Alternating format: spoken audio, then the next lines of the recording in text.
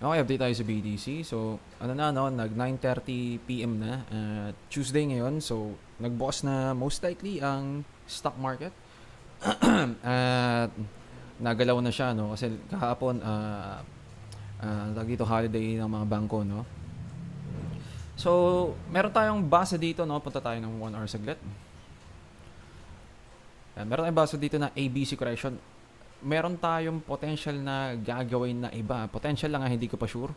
So, ganito, no, meron tayong A wave, B wave, at potential C wave dito.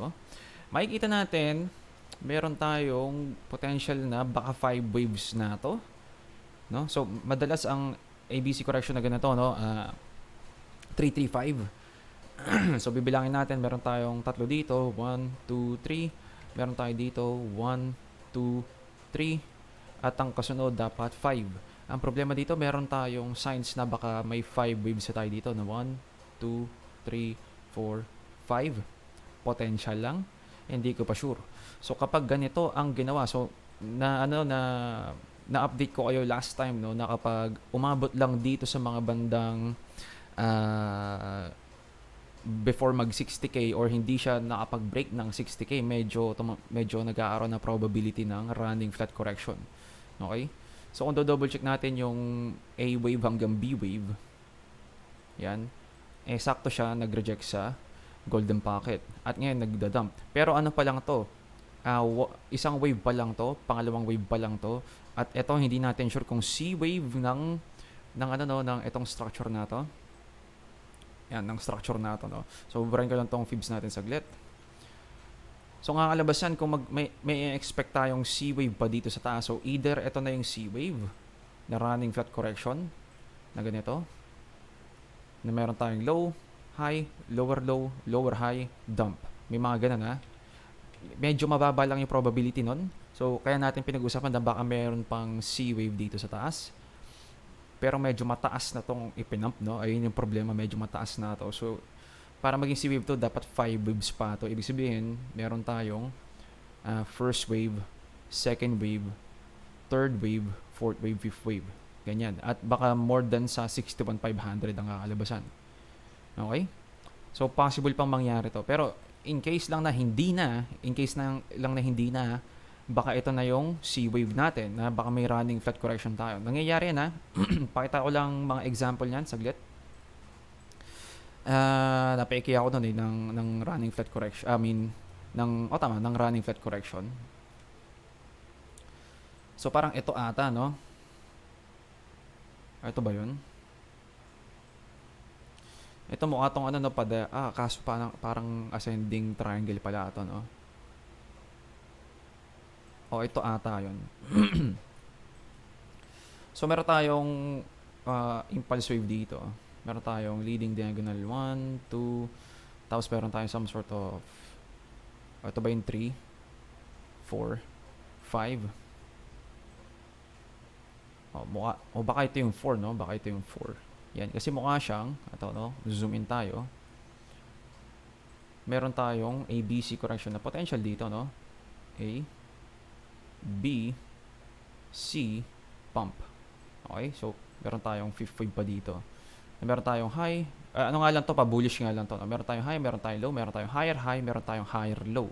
So ito yung pinaka key. Meron tayong higher high, meron tayong higher low.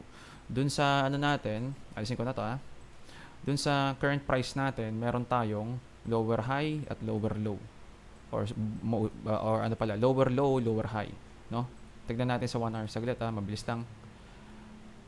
Lower low, lower high, then potential mag-dump, no?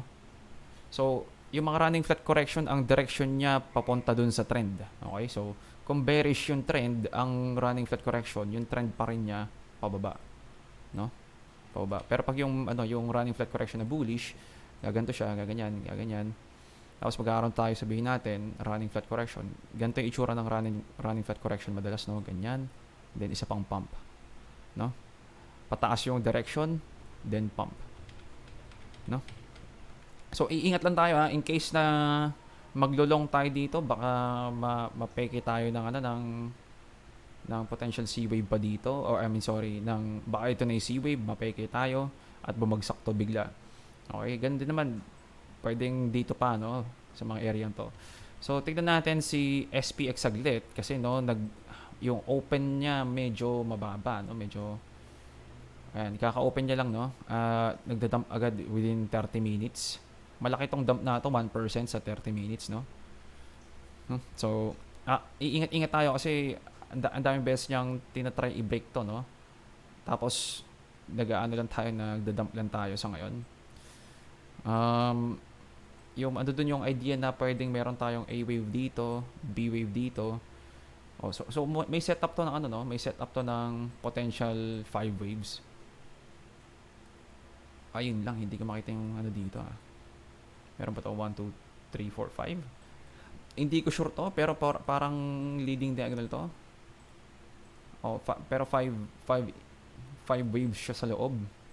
So meron tayong 1 2 3 4 5 fake breakdown then pump. No? So may setup to ng potential 5 wave counts dito, no? Meron tayong 1 2 kung saan man yung 3 dito. O sabihin natin dito muna yung 3 at baka meron tayong wala pa akong makitang impulse dito para masabi natin mag 5th wave tayo. So hindi ko sure, no, baka pwedeng ganyan or baka yung mas masaklap yung baka ABC correction lang rin to, no, na meron tayong A, B, C. So hindi tayo nag-higher high sa or di ko sure kung alin dito yung higher high niya, no. Pwedeng dito, di ko sure. Since hindi pa tayo nakakita ng mas anong tawag dito, mas clear na higher high, possible pang maging ABC correction to, no? Kasi meron tayong 3, 3, 5 ng potential. Oops, sorry, lagi ko napipindot yun. 3, 3, 5. Magkakaroon tayo ng 5 waves pababa dito. At doon pala magkakaroon ng malaking A wave. Malaking A wave, malaking B wave sabihin natin. Tapos yung C wave, ganyan. Or baka hindi natin alam kung anong nangyayari dito, baka mas malalim na ABC correction. Meron tayo dito, no, na baka dito pa yung A wave, no, hindi ko sure, no. So abang-abang lang tayo kasi ang start ni SPX dump, no, so may expect natin baka si BTC sumunod lang rin. Yan. So kapag ito nag lower low pa, ibig sabihin baka may start na ng impulse wave to the downside. So potentially baka C wave, no? So ang ano natin, ang pinakabasa natin dito, meron tayong actually baka 5 waves pala ito, no, pababa kasi meron tayong teka, tama ba to? Kung leading diagonal to na A wave, B wave, o C wave, tama, 5 waves nga. So meron tayo dito, no, kung leading diagonal tong nasa left side natin, meron tayong ABC para sa B wave. At meron tayong potential na 1, 2, 3, 4, 5 para sa C wave na malaking ganito, no. So ayun ang ano, no, na ang nakikita ko sa ngayon. Doon pa rin, ganun pa rin naman yung ano natin, no, yung idea natin na baka may C wave pa tayong malaki pababa na lower low dito sa 49k na dump, no. So aabang-abang lang tayo.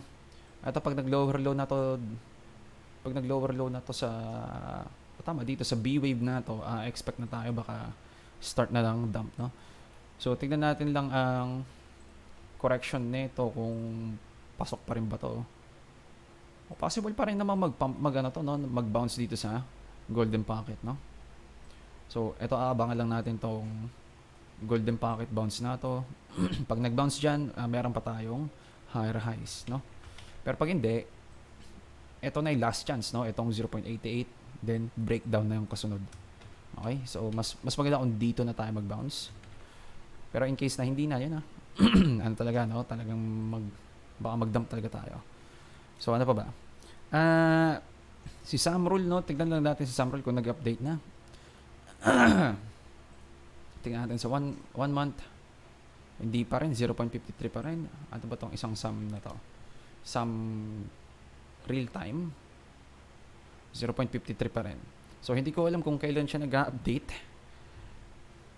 Hindi ko alam kung kailan nag-update to, no? Pero Tuesday na. Tama ba, Tuesday na ba? Tuesday. Mag-Wednesday na pala, no? In 2 hours. No? So, hindi ko sure. Abang-abang lang tayo. So, ano pa bang pwede natin i-check?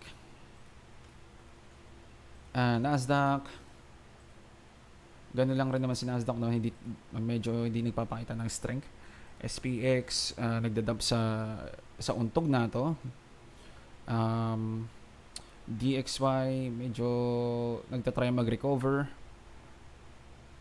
Medyo nagtatry mag-recover, no? May mga other may other data pa akong nakikita na nasa yung Goldman Sachs na parang anong tawag dito, indicator. Hindi ko alam na pull up na ano na meron silang indicator na nasa 70% na yung indicator nila. Actually, tignan nga natin kung ano sa SPX sa tayo.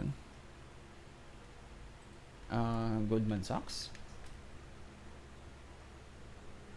Kaso ano to, yung nasa yung indicator nila. Hindi ko di ko alam no. Nakita ko lang sa YouTube, pinanood kasi ako, pero hindi ko na pull up yung video. So, every time na nasa 70% siya, nag-aaroon siya ng some sort of recessionary period after ng 70%. At literal na nag 70% tayo at nagda-dump. Para siyang RSI kumbaga. Pero yung tipong long-term time frame na RSI at yung dump ng RSI niya ano tawag dito? Tipong almost 100% accuracy na nag-aaroon na recession. So, ewan ko lang next time natin siguro ipo-pull up yung data na yun kasi nakalimutan ko nung tawag. Check ko lang yung 12 month. Yan. Anyway, ito siguro update natin. Meron pa ba tayong pag-uusapan? Wala na, no? Abang na lang tayo dito sa BTC. Yung Samro siguro baka mag-update pa bukas. Double check natin yung economic events din, last one. Kung anong paparating. 47.2, wala tayong pakialam dyan masyado kasi okay lang naman to. Ano pa ba? Ito yung job opening sa bukas ng 10 PM. Bukas ng 10 PM. Kapag ito nagpakita ng medyo malayo sa forecast, lalo na pag yung job openings bumagsak below 8.1, pwede tayo maka-expect na baka mas matindi yung kailangan nating bantayan sa paghina ng labor market, no? So, ito hindi ko alam yan. Ito yung importante, no? Yung jobs report ng non-farm payrolls, no? So, ito, job openings, basically, ano lang to, yung hindi ko sure kung ano meaning ng jolt, pero most likely kung sinabi nating openings, job openings, mga available na work, no, yung mga pwedeng pasukan na trabaho. Kung ito naman yung unemployment rate, yung mga tao na yung measure nito mga tao, no, kung may trabaho ba sila o wala, or itong mga non-farm payrolls na basically hindi mga farmers at mga blue collar, white collar job to. Kapag bumagsak to, expect natin mahina yung labor market at baka magkaroon tayo ng potential recession, no? So, nagkakaroon tayo ng dump ngayon, no? 57,900. Medyo malakas, no?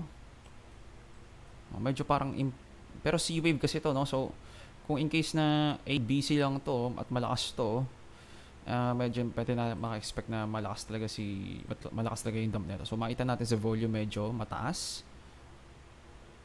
Tapos kung ito na yung C-wave, medyo mataas rin yung volume nito, no? So, parang tumataas rin yung probability na running flat correction lang to at tutuloy na to the downside. Ang malungkot lang doon, hindi ako nakadagdag ng short dito. Ang problema lang, no? Kasi ine-expect ko talaga yung around dito sa 61,500, no? So, ay lang yung malungkot doon para sa akin, at least. Pero kung babagsak man siya, doon pa rin naman yung profits natin, no? Simula dito sa ito 64,950 nakapag-short ako dyan. So, kaso nag-take profit pala ako dito, no? Nag-take profit ako dito banda. Ito. Kasi ine-expect ko baka dito yung yung bounce. Nag-bounce naman siya, pero nag-lower low pa ulit siya, tapos tsaka pa lang siya nag-bounce ulit.